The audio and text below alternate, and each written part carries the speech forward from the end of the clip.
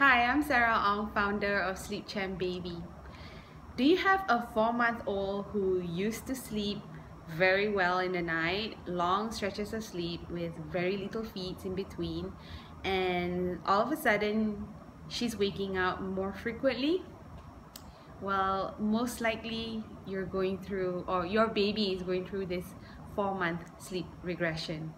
And I know that some of you may have heard of it, very fully aware of it, and some of you are like, what is this 4-month sleep regression? You're not sure what it is. This video is all about that. So sleep regression that happens at 4-month-old is something that's permanent, which means that it's not a phase that goes away. It's a huge change in your baby's brain, for that matter. So what happened was, when your baby was a newborn, they would sleep in mostly deep sleep, and they don't really have a cycle like how adults do.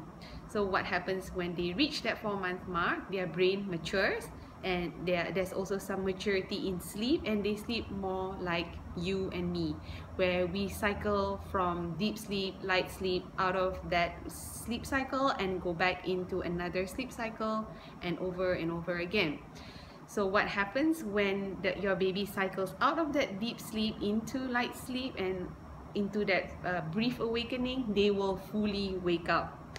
So this happens maybe at every 60 to 90 minutes. And you will see that your baby tends to wake up more often in the night.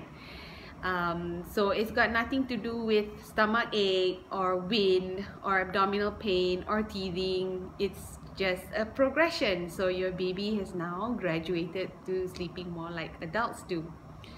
So what can you do during this phase? Number one is to just cope with it, to hold on, because once it hits, you're gonna start seeing this night waking is gonna happen for about a week or two.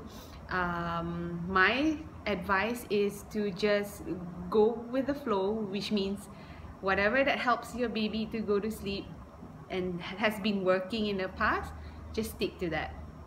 So it could be nursing, breastfeeding to sleep, could be rocking, using the pacifier, lots of patting, whatever it is that gets both the baby and you to go back to sleep quickly in the night. But these are all just short-term solutions. They will not make that regression go away.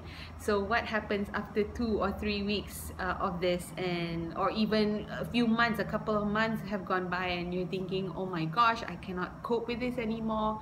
I don't want to be waking up to rock every 1.5 to 2 hours in the night.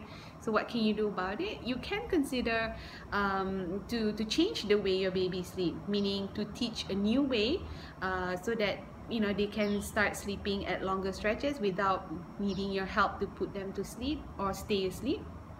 So it could come in a form of helping them. For example, if they've been breastfeeding to sleep all the time, then the next best thing to do is to not breastfeed, to not breastfeed all the way to sleep, and to unlatch when they're done nursing. They're no longer doing that rhythmic sucking, drinking milk, and they're just there and comfort sucking. So at that point, you can say, okay sweetie, I think you've had enough.